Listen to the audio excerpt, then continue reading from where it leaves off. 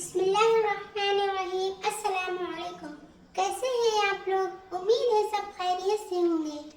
سورہ یاسین پڑھنا رسول اللہ صلی اللہ علیہ وسلم نے ارشاد فرمایا کہ جس نے اللہ کی رضا کے لیے سورہ یاسین پڑھی اس کے پچھلے گناہ معاف کر دیے جائیں گے۔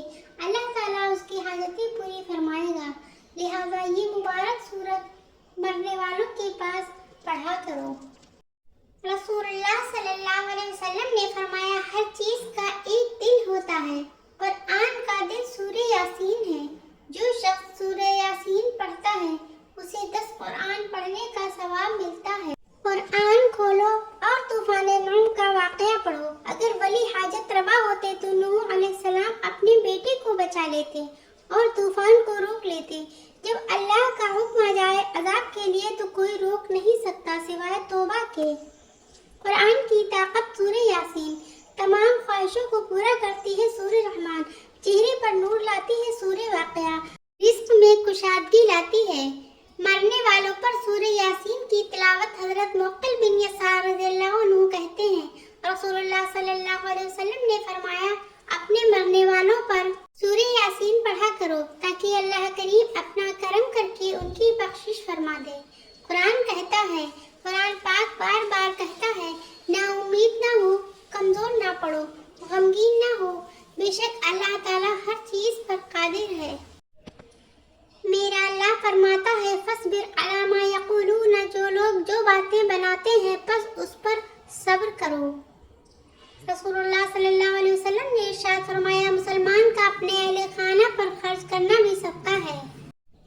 آپ صلی اللہ علیہ وسلم نے فرمایا جو دوسرے کو نقصان پہنچائے اللہ اسے نقصان پہنچائے گا، اور جو دوسرے کو تکلیف دے اللہ تعالیٰ اسے بھی تکلیف دے گا۔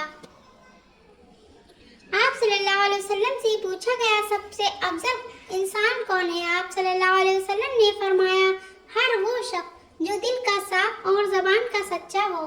ہر چیز کا صدقہ ہوتا ہے اور عقل کا صدقہ یہ ہے کہ جاہل کی بات سن کر برداشت کی جائے۔ آپ صلی اللہ علیہ وسلم نے ارشاد فرمایا اپنے بھائی کے سامنے تمہارا مسکرانا تمہارے لیے صدقہ ہے، تمہارا بھلائی کا حکم دینا برائی سے روکنا صدقہ ہے، بھٹک جانے والی جگہ میں کسی کو راستہ دکھانا صدقہ ہے، پتھر کاٹنا اور ہڈی کو راستے سے ہٹانا صدقہ ہے، اپنے ڈول سے بھائی کے ڈول میں پانی ڈالنا تمہارے لیے صدقہ ہے، ثواب کی نیت سے اپنے اہل و عیال پر خرچ کرنا بھی صدقہ ہے، اچھی بات منہ سے نکالنا بھی صدقہ ہے، ہر قدم جو نماز کے لیے اٹھتا ہے وہ بھی صدقہ ہے، سب سے افضل صدقہ آپس میں صلح کروانا ہے، ہر ملنے والے شخص کو سلام کرنا بھی صدقہ ہے۔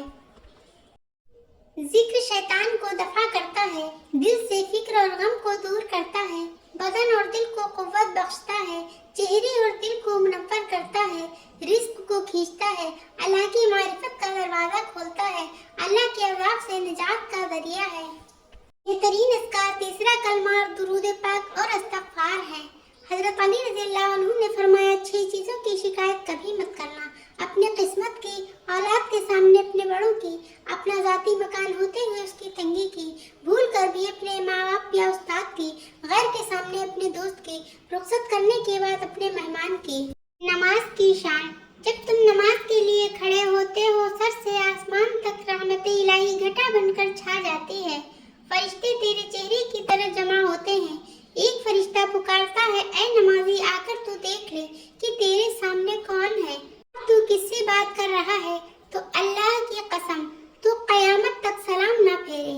اللہ ہم سب کو 5 وقت کا نمازی بنائے، آمین۔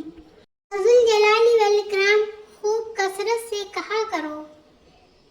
4 غلطیوں سے بچو، شریف کو بے وقوف مت سمجھو، مکار کو عقل مند مت سمجھو، قاتل کو بہادر مت سمجھو، مالدار کو بڑا آدمی مت سمجھو۔ کچھ تکلیفیں ہمارا امتحان لینے نہیں بلکہ اپنے ساتھ جڑے لوگوں کی پہچان کروانے آتی ہیں۔ حق بات کہنے سے مت ڈرو کیونکہ نہ کوئی تمہیں موت دے سکتا ہے اور نہ ہی کوئی تمہارا رزق کم کر سکتا ہے۔ غریبوں کی ہائے اور فارغ لوگوں کی رائے کبھی نہیں لینی چاہیے۔ غیبت کرنا کمزور آدمی کی آخری کوشش ہوتی ہے۔ حضرت علی رضی اللہ تعالی عنہ۔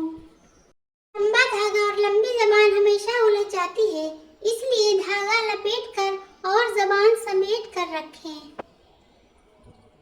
जो गलती कर नहीं सकता वो फरिश्ता, जो गलती करके उस पर डट जाए वो शैतान है, और जो गलती के बाद तौबा कर ले वो इंसान है।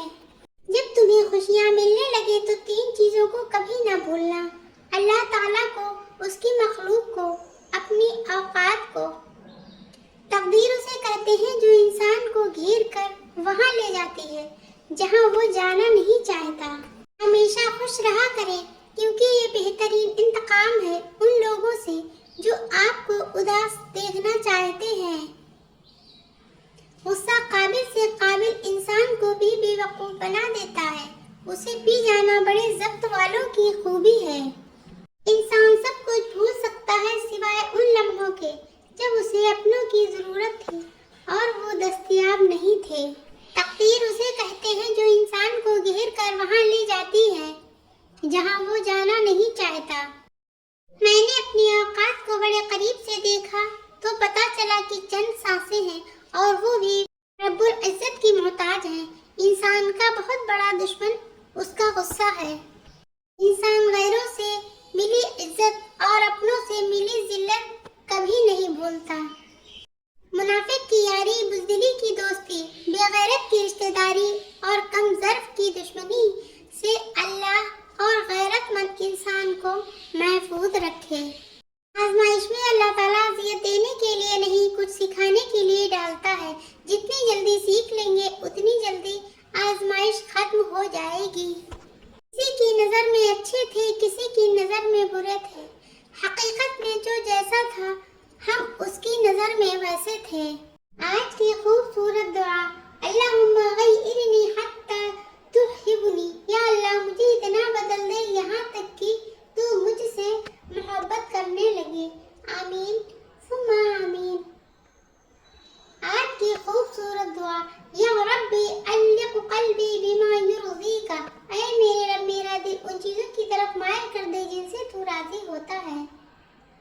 दुनिया में नबी को पुकारना, नबी का वसीला देना। नबी करीम अलैहिस्सलाम का फरमाने मुबारक। एक नाबीना शख्स को फरमाया, जाओ वज़ू करो, 2 रकात नमाज पढ़ो और ये दुआ मांगो: ऐ अल्लाह, मैं तेरी बारगाह में सवाल करता हूँ और मैं नबी रहमत हज़रत मोहम्मद के वास्ते से तेरी तरफ मुतवज्जह हूँ। या मोहम्मद सल्लल्लाहु अलैहि वसल्लम, अपनी इस हाजत में रब की बारगाह में आपका वसीला पेश करता हूँ। ऐ अल्लाह, मेरे हक में आपकी शफाअत कबूल फरमा। आमीन सुम्मा आमीन। अल्लाह हाफिज़।